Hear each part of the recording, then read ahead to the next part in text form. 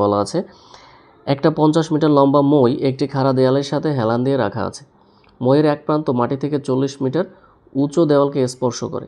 মইয়ের অপর প্রান্ত হতে দেয়ালের দূরত্ব কত? আচ্ছা, আমরা একটু চিত্র এঁকে করার চেষ্টা করি। এটা মনে করি হচ্ছে একটা দেয়াল। তো মইয়ের এক প্রান্ত মাটি হতে 40 মিটার উঁচু দেওয়ালকে স্পর্শ করে। তাহলে ধরি আমাদের দেওয়ালের উচ্চতা হচ্ছে 40 মিটার। এখন আমাদের যে মইয়ের উচ্চতা আবার একটু বেশি। মইয়ের উচ্চতা হচ্ছে 50 মিটার, এটা হচ্ছে 40 মিটার। এখন আমাদের প্রশ্নে যা জানতে চাওয়া হয়েছে সেটা হচ্ছে মই এর প্রান্ত হতে দেয়ালের দূরত্ব কত, মানে এইখান থেকে এখানের দূরত্বটা কত। তো এটা সিম্পল।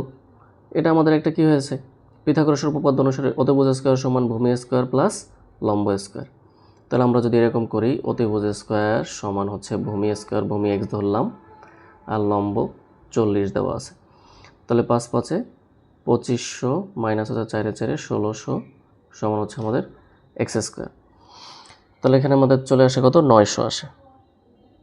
900 সমান হচ্ছে এক্স স্কয়ার। এখন এই স্কয়ারকে যদি আমরা রুট ওভার দিয়ে দিই তাহলে এক্স সমান আসবে আমাদের কত, 30।